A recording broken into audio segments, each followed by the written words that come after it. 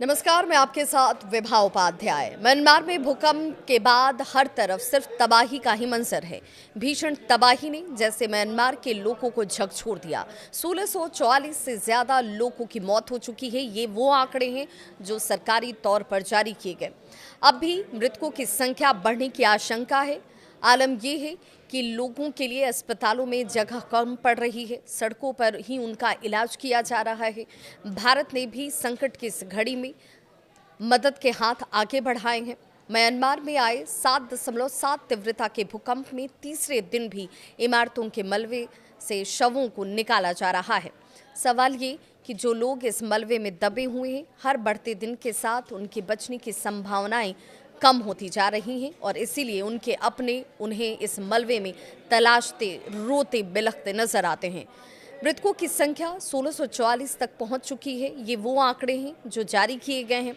उधर देश भर में फोन, बिजली, जिन सेवाओं पर इसका असर पड़ा है उनमें फोन सेवा, बिजली, इंटरनेट बंद होने की वजह से लोगों को अपनों के साथ संपर्क स्थापित करने में भी परेशानी उठानी पड़ रही है।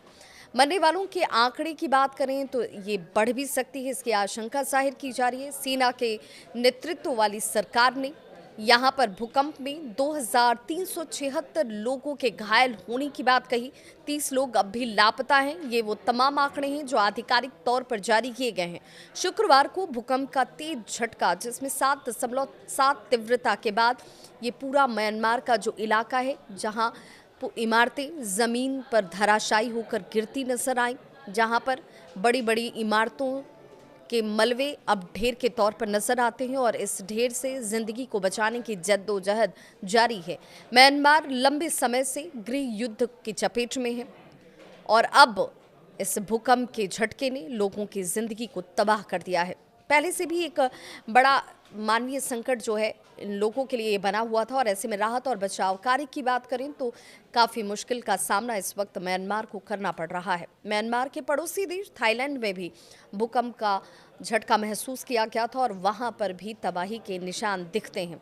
राजधानी बैंकॉक समेत देश भर की बात करें तो अन्य क्षेत्रों में भूकंप के बाद बड़ी बड़ी इमारतें जो हैं वो जमींदोज होती नजर आई। हालात ये है कि अस्पताल में जगह कम पड़ चुकी है। सड़कों पर ही अस्थायी तौर पर मरीजों का इलाज किया जा रहा है। इलाज सामग्री और दवाओं की कमी ना हो, इसलिए म्यांमार की सरकार को सीधे तौर पर भारत की तरफ से मदद का हाथ आगे बढ़ाया गया है। म्यांमार की सड़कों पर ही देखिए किस तरीके से जो तस्वीरें हम आपको दिखा रहे हैं, ये तस्वीरें बताने के लिए काफ़ी हैं कि यहाँ पर ही अस्थायी तौर पर अस्पताल का निर्माण कर दिया गया, जिसके पास जो सुविधा नजर आती है वहीं पर लोगों की जान बचाने के प्रयास किए जा रहे हैं। सरकार के स्तर से बात करें तो सरकार ने भूकंप प्रभावित क्षेत्रों में खून की मांग सर्वाधिक बताई है और इसीलिए लोगों से आगे बढ़कर मदद की अपील की है। कई जगहों से राहत सामग्री जरूर पहुंच रही, लेकिन घायलों को संभालने के प्रयास इस वक्त सबसे ज्यादा प्राथमिकता में शामिल हैं।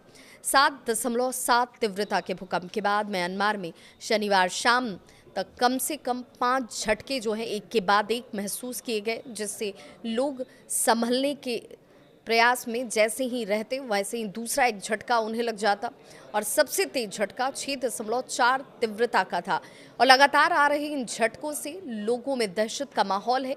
म्यांमार सांगाइंग फॉल्ट पर स्थित जो इंडिया फ्लैट है और सुंडा फ्लैट है वो अलग अलग इसे करता है और जिस वजह से यहाँ भूकंप का खतरा हमेशा बना होता है। म्यांमार और थाईलैंड में विनाशकारी भूकंप से भारी तबाही मची है। सैकड़ों लोगों की जान जा चुकी है।